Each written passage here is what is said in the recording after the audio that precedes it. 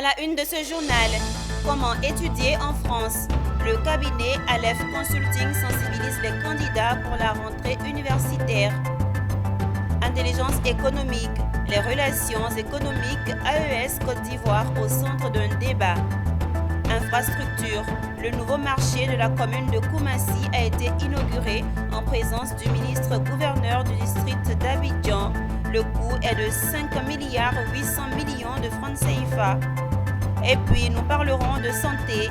La Jeune Chambre internationale organise la 9e édition du dépistage gratuit des cancers du sein et du col de l'utérus.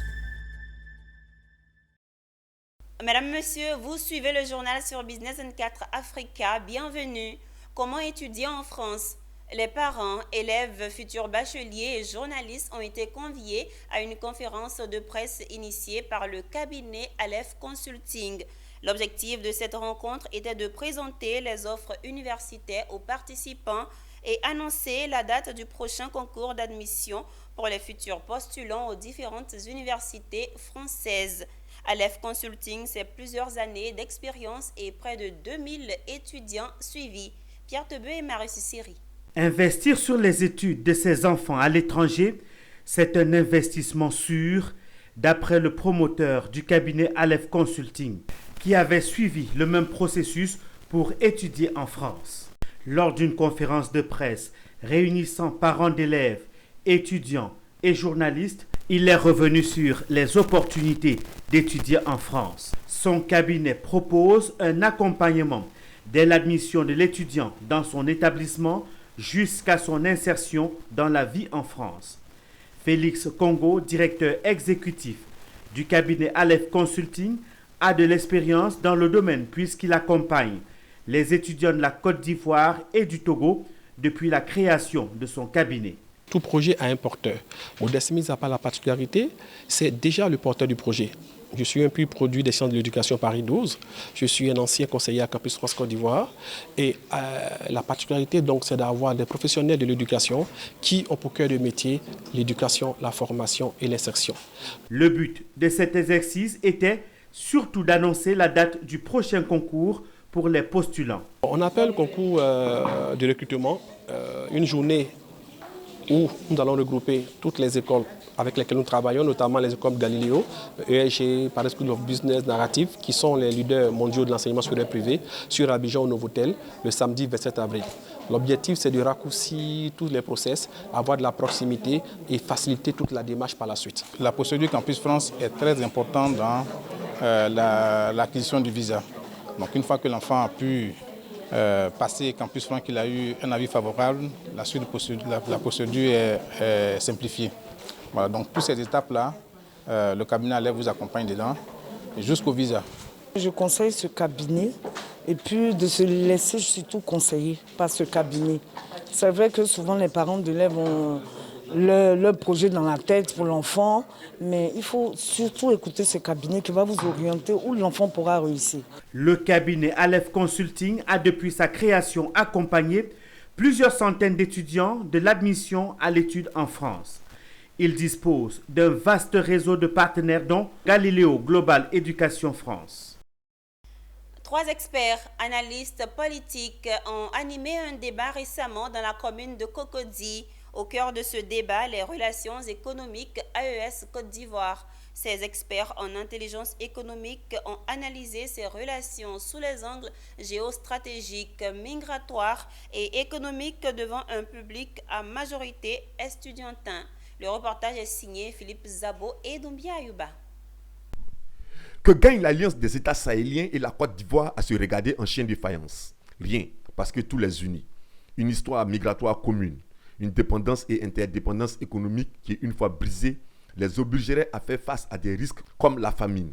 Enfin, la réalité géostratégique qui veut que ces pays soient bien situés les uns par rapport aux autres pour commercer. Il faut retenir que la Côte d'Ivoire, notre pays a des rapports, en fait, est un pays qui s'est construit même avec les migrations et c'est un pays d'accueil, rien qu'à voir le poids, sinon quand on prend les chiffres, il y a au moins plus de 6 millions d'étrangers en Côte d'Ivoire, ce n'est pas rien et on l'a vu avec la précédente CAN, ce qui a fait la réussite de cette CAN, c'est le fait qu'il y ait des communautés qui sont installées ici depuis longtemps, Donc ça a aussi participé, comme on va dire ça, au rayonnement de la CAN. Mais on a un pays qui est une terre d'accueil, qui est ce qu'on appelait en fait à l'époque, avant la colonisation, un front pionnier en fait. Donc on a des populations du Burkina, du Mali, même du Niger en fait, qui ont été installées ici par le colon français pour pouvoir participer au développement des exploitations agricoles en Côte d'Ivoire. Donc aujourd'hui, il faut reconnaître que les grandes nations en fait sont riches en fait de leur mosaïque culturelle et de leur mosaïque, on va dire en fait de nationalité. De ces richesses-là. Et c'est une force en fait pour la Côte d'Ivoire. La création de l'AES peut être prise aussi comme une opportunité pour ces pays-là aujourd'hui qui ont décidé véritablement de prendre leur destin en main en ce qui est en matière de souveraineté économique. Et je sais, avec les liens que la Côte d'Ivoire a su développer avec ces pays-là, qu'il y a beaucoup d'opportunités de part et d'autre que les Ivoiriens, que les jeunes Africains, les jeunes Ivoiriens, les jeunes Burkinabés, Maliens, Nigériens peuvent développer. Parce qu'au-delà de l'histoire, ces pays-là sont imbriqués les uns dans les autres. On sait que les pays de l'AES diversifient actuellement leurs partenaires économiques. Et l'un des grands perdants pourrait être le secteur du poids en Côte d'Ivoire. Donc c'est à nous de nous donner des chances, de sorte à ne pas perdre totalement les pays de l'Interland, que sont les pays de l'AES, le Burkina, le Mali et le Niger. L'intelligence économique est une discipline qui permet d'appréhender un environnement économique, d'anticiper ses évolutions dans les domaines clés que sont le marché, l'innovation, la réglementation, le digital, la stratégie et j'en passe. D'un coût global de 5,8 milliards de francs CFA, le nouveau marché de la commune de Koumassi a été inauguré par la mairie. À cette occasion était présent le ministre-gouverneur du district d'Abidjan, Ibrahim Cissé Bakongo. Le reportage est signé Djekou De Silva et c'est ici. Il est commenté par Anja Sémian.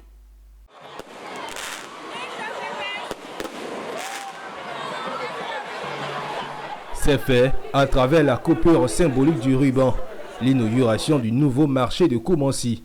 D'un coût de 5,8 milliards de francs CFA, le grand marché de Koumassi est bâti sur une superficie de 12 370 mètres carrés, 276 magasins, 1238 étages, 6 chambres froides, 3 pharmacies et 6 blocs sanitaires sont disponibles à l'intérieur du marché pour les commerçantes, les commerçants et les opérateurs économiques. Voici le joyeux édifice que le maire Narcisse Toussaint Balé a mis à la disposition de la population de Koumassi.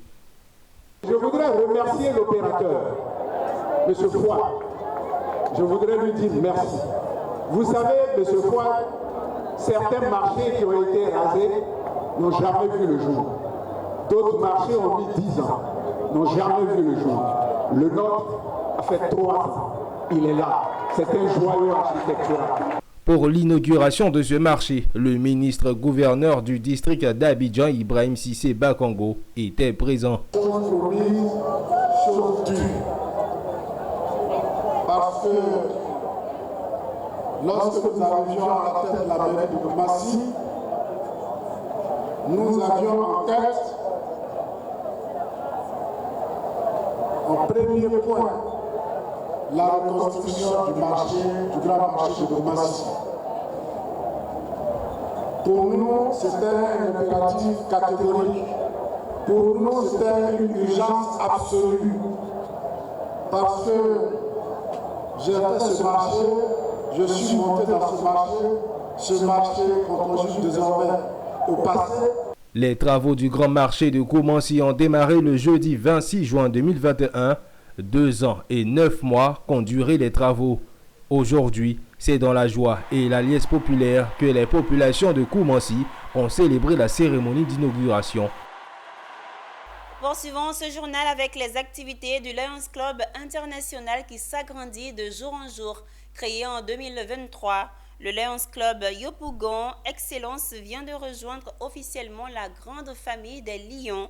Le club a reçu le samedi la charte de l'association et les différents attributs, témoignant ainsi son intégration au sein du district 403A2. C'était lors d'une cérémonie présidée par le gouverneur du district en présence de Konena Nourgo et Doumbia Ayuba. Partout où il y a un besoin, il y a un lion. Il y a des besoins à Yopougon. Il y a donc le Lions Club Abidjan-Yopougon Excellence pour apporter des solutions en matière de lutte contre la faim. Créé le 30 août 2023 sous le parrainage d'Abidjan Pyramide, ce nouveau club a officiellement intégré le samedi 16 mars 2024 la grande famille du Lions Club International, ce à travers la traditionnelle cérémonie de remise de charte. Nous venons de recevoir notre charte. Et c'est vraiment un plaisir pour nous d'accéder, d'intégrer la grande famille du Lions Club.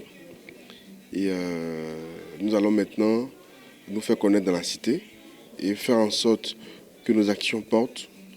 Nous allons commencer déjà par des actions en faveur de la lutte contre la faim, qui est l'essence même de notre club. Et nous allons aussi nous atteler à subvenir aussi à d'autres besoins de la cité pour rendre notre club assez actif. Pour cette remise de charte, c'est le gouverneur du district 403A2 du Lions Club International qui a lui-même officié la cérémonie. Après un rappel de l'historique du club service, sa vision et ses objectifs, Daniel Sampa a prodigué des conseils aux nouveaux lions dans le cadre de leur mission. Du courage, de la détermination, ils ont pris l'engagement de servir, ils vont servir, Yopougon, mais surtout ce que je leur ai demandé, surtout de ne jamais se sentir seul, parce que de profiter de la force de notre association pour être capable véritablement d'apporter un soutien réel à toutes les personnes qui sont dans le besoin, à Yopougon en particulier, mais également dans toute la Côte d'Ivoire aussi, ils pourront le faire. Le nouveau club Abidjan-Yopougon Excellence vient s'ajouter ainsi aux 73 clubs du Lions Club International en Côte d'Ivoire. À titre de rappel, c'est en 1954 que le club service a déposé ses valises en Côte d'Ivoire. Avec plus de 48 000 clubs actifs dans le monde, le Lions Club International est la plus grande association du monde. Dans le domaine de la santé, la 9e édition du dépistage gratuit des cancers du col de l'utérus et du sein a été organisée par la Jeune Chambre internationale. Cet événement s'est tenu à l'hôpital général d'Anyama en présence de nombreux membres de l'administration publique avec pour objectif de sensibiliser sur l'importance du dépistage précoce et fournir un accès gratuit aux examens nécessaires. Diane Cablancan et Ezekiel Siri. La Jeune Chambre internationale JCI a une fois de plus démontré son engagement en faveur de la santé publique. Elle a organisé avec ses partenaires UpLife et la Bank of Africa Foundation, en présence de plusieurs membres de l'administration publique, la 9e édition du dépistage gratuit des cancers du sein et du col de l'utérus à l'hôpital général d'Anyama, attirant des centaines de femmes soucieuses de leur santé. Cette initiative, soutenue par des professionnels de la santé bénévoles, vise à sensibiliser les femmes sur l'importance du dépistage précoce et à leur offrir un accès gratuit aux examens de dépistage. La Jeune Chambre internationale est une organisation de jeunes leaders qui a donc pour mission d'offrir des opportunités de développement de leadership aux jeunes en leur donnant la capacité de créer des changements positifs. C'est bien entendu dans cette optique-là que nous menons des actions significatives à caractère communautaire et social, afin donc de pouvoir résoudre les problèmes de nos communautés. Notamment donc l'initiative de cette action de sensibilisation et de dépistage gratuit des cancers du sein et du col de l'utérus. C'est pourquoi nous demandons donc à nos filles, à nos sœurs, à nos femmes de venir massivement à l'hôpital général d'Anyama se faire dépister. Les participantes ont eu l'occasion de bénéficier d'une consultation médicale approfondie, suivie d'examens cliniques et de tests de dépistage, le tout dans un environnement sécurisé et confidentiel. Ces femmes présentes ont exprimé leur gratitude envers la JCI pour cette opportunité vitale, soulignant l'importance de ces initiatives pour la santé communautaire. Intéressant, très bien. Et en tout cas, je peux dire à mes autres sœurs et mes autres frères aussi de venir se faire soigner. Car c'est mieux de te faire soigner. Mais moi aussi, j'avais peur. Mais quand je suis venue, on m'a encouragée. Et je vois que c'est bien. Et je suis rassurée que je n'ai pas cette maladie-là. En fournissant un accès gratuit aux services de dépistage, la JCI démontre son engagement envers la promotion de la santé des femmes et sa contribution à la réduction du fardeau des cancers évitables. La Fédération ivoirienne de karaté-do et discipline associée de Yamoussoukro a tenu l'ouverture de sa session 2024 à la place Mofete en présence des représentants du ministère en charge des sports et autres disciplines. Charles Kouakou dans un commentaire de Pierre Tebeu. La Fédération ivoirienne de karaté-do, Ligue du Bélier, a tenu l'ouverture de sa session ce samedi 9 mars 2024 à Yamoussoukro. Durant cette cérémonie, plusieurs entraînements de masse ont été soumis aux élèves. Des démonstrations des maîtres, également des élèves, se sont déroulées en présence des parents, amis et le représentant du ministère des Sports de Yamoussoukro. Vous constatez dans le temps avant, lorsqu'on attend l'ouverture de la Ligue, en fait l'ouverture de la FICDA, tout se passait à Abidjan. Donc la FICDA a décidé de décentraliser les activités de la FICDA. Donc comme vous le constatez, je l'ai dit, ça se passe au même moment, Yamoussoukro, Bouaké, Korogo, San Pedro, etc. C'est pour pouvoir faciliter les élèves à accéder aux activités de la FICDA. Essayer de faire du karaté ivoirien l'une des meilleures destinations du karaté au niveau de la sous-région. Aujourd'hui, la Côte d'Ivoire, malheureusement, a perdu ses notes de noblesse en ce qui concerne l'art japonais. Je veux parler des compétitions, bien entendu. Il fut un temps où les éléphants karatéka ont même été vice-champions du monde, mais malheureusement, depuis bientôt une dizaine d'années, voire une quinzaine d'années, nous avons beaucoup de difficultés à bâtir une équipe nationale, sinon à faire partie de nos éléphants karatéka pour aller compétir ailleurs. Donc le nouveau challenge du président Sanogo, c'est de donner au karaté ivoirien un visage nouveau. C'est pour ça que nous comptons sur vous, la presse, pour relayer ce message auprès des autorités politiques et administratives, pour dire qu'il n'y a pas que le football, il y a aussi des arts dits arts individuels, tels que le karaté, tels que d'autres disciplines, qui peuvent aussi ramener des médailles d'or à la Côte d'Ivoire. Donc nous comptons sur le concours du gouvernement, des autorités administratives. Cette session 2024 était également un rendez-vous de détection avec la participation de plusieurs écoles telles que le Yotokan et le Shotokan qui se sont bien illustrées.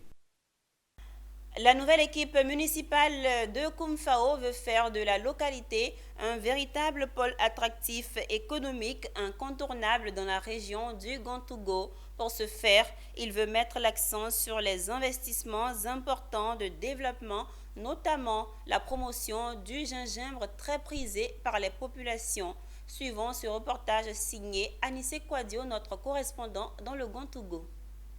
Koumfao, cette commune de 28 000 habitants, a choisi le 2 septembre dernier comme nouveau maire le vice-gouverneur Dr Jean-Marie Kouakou. Vu l'incompatibilité des deux fonctions de maire et de vice-gouverneur, Dr Jean-Marie Kouakou a cédé la place au colonel Yao Kwame Noël. Les populations attendent énormément de la nouvelle équipe municipale. Je veux que nous, les jeunes, en tout cas, ils fassent quelque chose pour nous.